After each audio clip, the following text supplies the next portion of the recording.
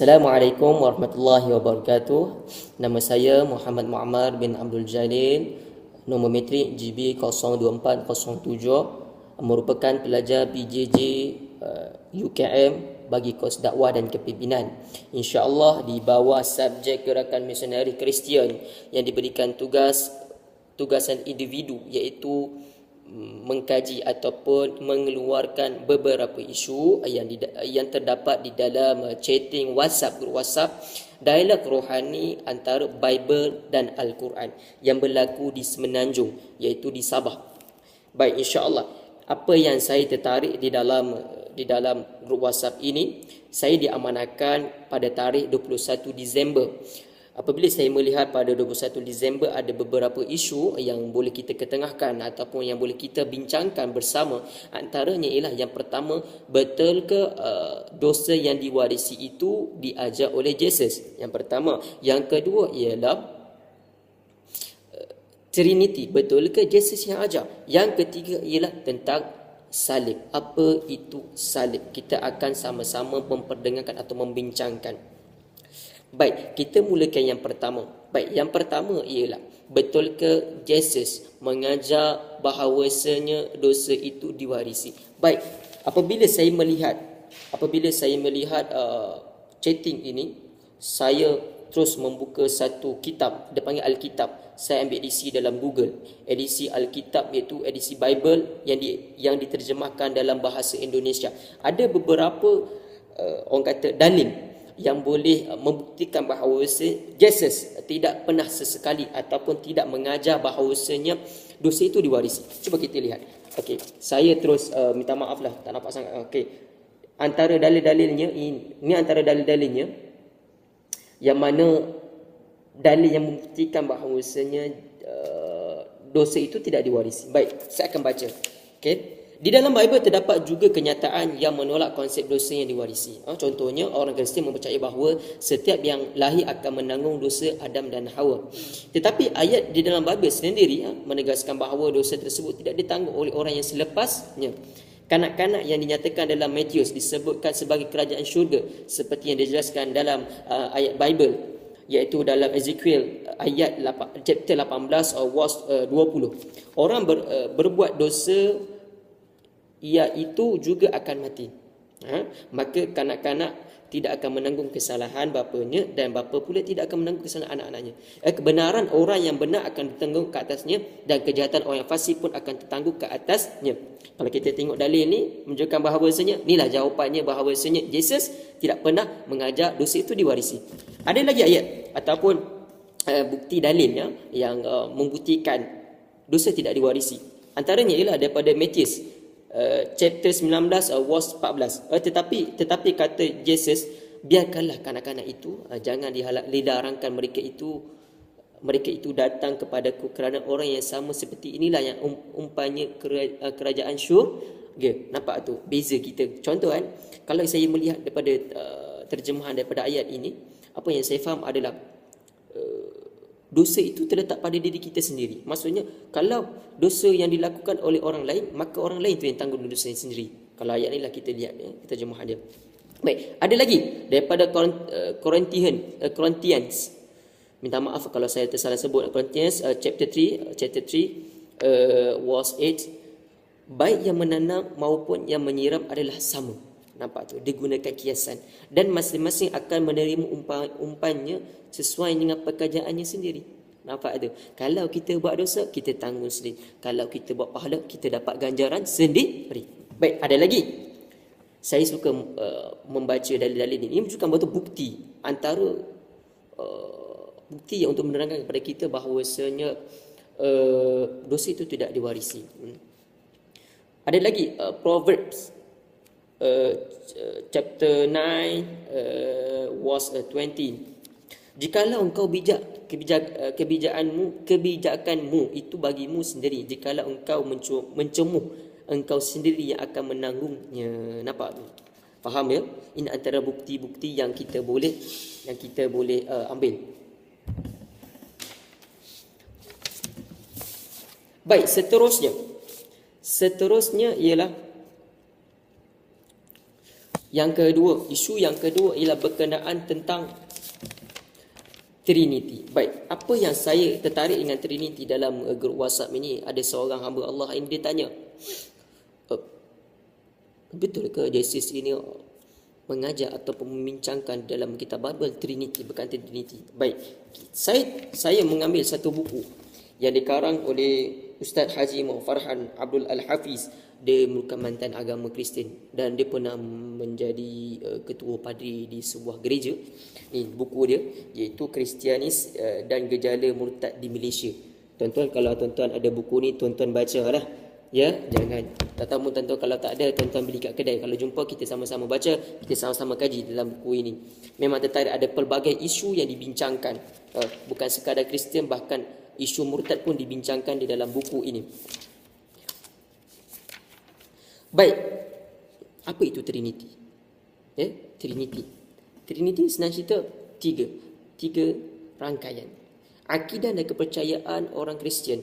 Sebahagian besar umat Kristian mempercayai Tritunggal ataupun Trinity, iaitu Tuhan Bapa yang merupakan pencipta sekian alam yang ada di syurga, Tuhan Anak iaitu Jesus Kristus yang merupakan Tuhan atau firman yang hidup, iaitu Nabi Isa lah, bersama-sama manusia yang datang ke dunia sebagai juru selamat, yang mengorbankan dirinya di atas kayu salib untuk melepaskan manusia daripada dosanya, dan yang ketiga adalah Ruhul Kudus, iaitu ruh Allah yang boleh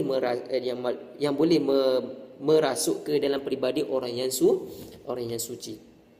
Senang cerita, kalau kita faham dari konteks ini, kita senang cerita macam wahyu lah, lebih kurang wahyu. Yang ketiga ni macam wahyu. Sebagai agama yang berasal daripada Judaisme, Kristianiti mempercayai keesaan Tuhan, tetapi ia tidak berhenti setakat itu sahaja. Ia menggadaikan keesaan Tuhan, iaitu dengan adanya Tuhan Anak dan Tuhan Ruhul Kudus, di samping Bapa yang di syurga. Konsep tiga Tuhan atau tiga Tuhan serangkai, Trinity atau Tritunggal, iaitu Tuhan Bapa, Tuhan Anak dan Tuhan Ruh Kudus, bukanlah ajaran Jesus. Ia adalah konsep sengaja dimasukkan bagi merosakkan keaslian ajaran Jesus dengan nisbahnya kepada Jesus, menisbahkannya kepada Jesus. Ini sebenarnya perancangan daripada orang-orang yang tidak bertanggungjawab, sengaja untuk merosakkan sesuatu agama. Nanti kita akan melihat. Dalam sejarah agama Kristian ada istilah yang disebut sebagai Beichtan, orang yang meminta ampun atas kesalahannya, dan istilah Veda, orang yang diberi kuasa memberi ampun. Setiap orang yang berasa kesal dan kesalahannya dapat menerima keampunan dengan jalan memberi surat yang menyebutkan orang yang berdosa itu sudah diberi ampun atau dosa-dosanya. Ini macam baptis lah, maksudnya pengampunan kepada kita minta pengampunan kepada Father di gereja.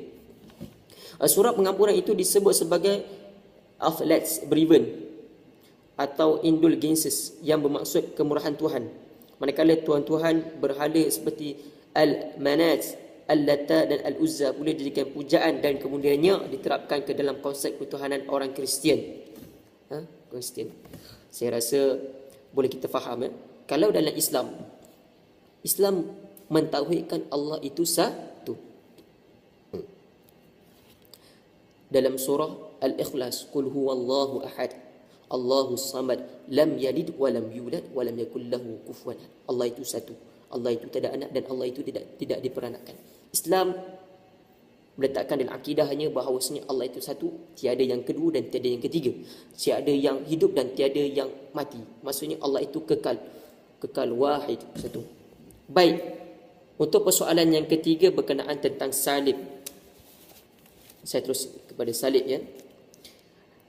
Apa itu salib? Ini persoalan dalam chatting grup WhatsApp dalam dialog rohani, Bible dan Al-Quran. Menurut penganut Kristian, Yesus mati di salib kerana hendak menebus dosa manusia. Oleh kerana Tuhan sangat kasih kepada manusia, maka Tuhan telah mengutuskan anaknya iaitu Jesus atau Jesus bagi membebaskan manusia dari menanggung dosa yang dilakukan oleh Adam dan Hawa. Jesus dengan rela disalib dan kemudian dikebumikan. Selepas 3 hari Jesus telah bangkit dan kemudian diangkat ke langit.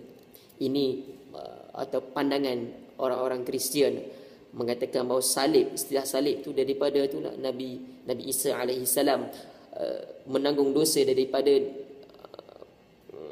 Adam dan Hawa yang berlaku peristiwa di dalam syurga makan buah khuldi. Makan buah khuldi, asal orang duduk dalam syurga, tiba-tiba dia orang makan buah khuldi, Allah campakkan mereka di atas muka bumi kerana melakukan dosa-dosa, ingkar kepada arahan Allah Subhanahu Wa Taala. Jadi Nabi Isa alaihissalam ini berasa bertanggungjawab untuk menjadi pengampunan dosa antara mereka ni. Kesucian salib, ini pandangan orang Kristian. Pengikut Kristian mendakwa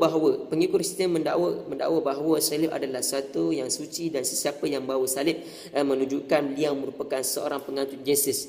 Di dalam Injil Luke chapter 9 verse 23 ada menyebutkan bahawa Yesus telah berkata kepada para pengikutnya, sekiranya seseorang di antara kamu mengikut di belakangku, maka hendaklah dia mengingkari nafsunya, mematikan segala sifat keji, yakni mematikan segala sifat keji di dalam jiwa, dan membawa salib bersamanya setiap hari, lalu mengikutku, dan membawa salibnya lalu mengikutku. Mengikut kepercayaan orang Kristian juga memakai salib ini sebagai lambang kesanggupan untuk menderita dalam menegakkan keyakinan, walaupun hingga disalib. Di samping itu juga Yesus sendiri menurut keyakinan mereka mati disalib bukan bagi menebus dosa semua manusia. Baik, rasa persoalan berkenaan tentang tiga persoalan di dalam chatting pada tarikh 21 Disember ini insya-Allah akan terjawab. Sekiranya ada berlaku kemusykilan, bolehlah tuan-tuan kita sama-sama selidik dan kita akan sama-sama bincang kemudian. Kesimpulannya ala kulli halnya ialah saya mengucapkan ribuan terima kasih ke atas video ini ataupun atas tuan-tuan memberi ruang untuk menonton video ini. Sebarang kesulitan ataupun sebarang kesalahan saya minta ampun dan maaflah, atau kekurangan saya bukan insan yang biasa, saya bukan seorang student yang perlu belajar. Jadi tuan-tuan kalau ada nasihat untuk menambah kebaikan, bolehlah untuk mengajukan pandangan kepada saya insya-Allah. Dengan ini saya menutup dengan salam. Assalamualaikum warahmatullahi wabarakatuh.